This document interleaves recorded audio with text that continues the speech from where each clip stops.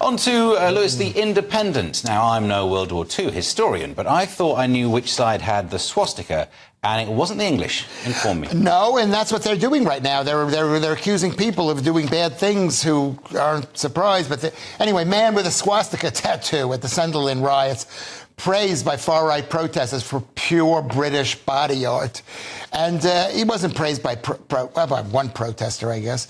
And this is in Sunderland, and that's I've been there, and it's you got to keep your eye open.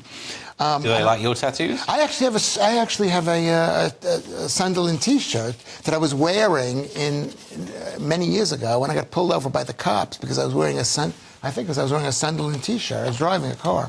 Anyway, this is the news. The news is that there are riots going on. Why are there riots? This is the news. This is the news. This is in the Independent, which isn't even a newspaper. It's just a website. You know that, yeah, Nick. So why are we including the Independent and saying this is the headline? We're doing websites now. We've got your website next. Yes, well, why not put mine in? Or why not put somebody? Why not put your website? We should, yeah, nickdixon.net. Yeah. To keep it to the nickdixon.net. The meta-analysis of what things... And so they're saying there are a bunch of Nazis doing this, which is... Well, they're not. They're saying there's an irony, isn't there? They're saying there's one guy with a Nazi thing. These people who put tattoos on, they put the weirdest stuff on. And maybe it wasn't even a tattoo. Maybe it was one of those Indian swastika symbols that the guy was putting on with a mirror behind his back, and he got it backwards. I think some clarity on this. Well, I've been very loath to call any of these people far-right because the media's so willing to, and Starmer is so willing to. This one I'm going to give you. If you've got the actual Nazi swastika, I'm going to go, OK, yeah, that guy seems to be far-right. And it's a shame because this gives, of course, people like The Independent or papers like, or whatever they are, websites like The Independent, an excuse to say, yeah, everyone's like this. And, of course, we know it's only a few, but there just aren't that many far-right people around. But when they have the swastika, yes, I will concede those ones probably are. But if there was no guy with the swastika, The Independent would be totally loving to this? No, of course not. No. Maybe The Independent put the swastika on him. I'm not saying that officially. That's satirical content.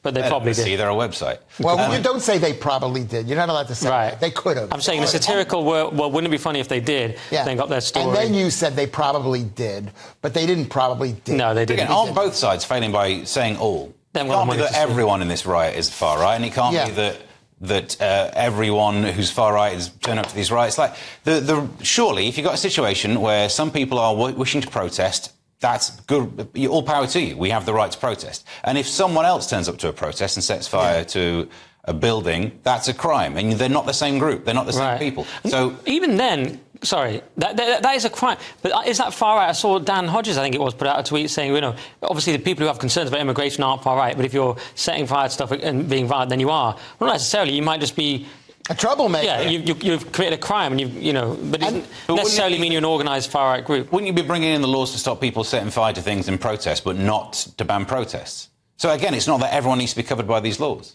Why are they throwing stones at the police? Because they're very upset. That's not answering the question. If everyone just thinks that there's just one group, and if you're saying any of them are far right, then you're hating everyone. Or if you're saying that everyone going to these protests wants to set fire to because the reason why this is totally offensive is the same way you wouldn't call all people of the left commies. You know, because they may not be commies. But it's the same way calling somebody far right is totally degrading the entire thing. Some of these people need to be degraded. I know what it's like to be punched in the face. And they're throwing stones. You don't believe that. But the only problem with what you're saying, Steve, is it assumes the police in the heat of the moment can discriminate between people who are setting fire stuff who are not. We've seen the police the other day just go up to a guy and punch him in the face for no reason. And then you get into the two-tier policing situation. Do you think it's really...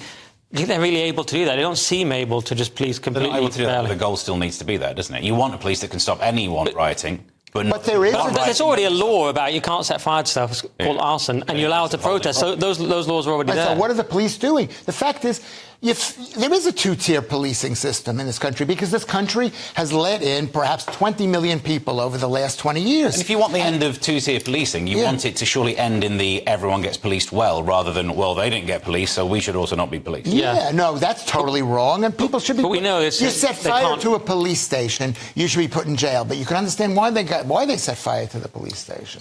Just because of the carbon footprint. Nick, the Metro...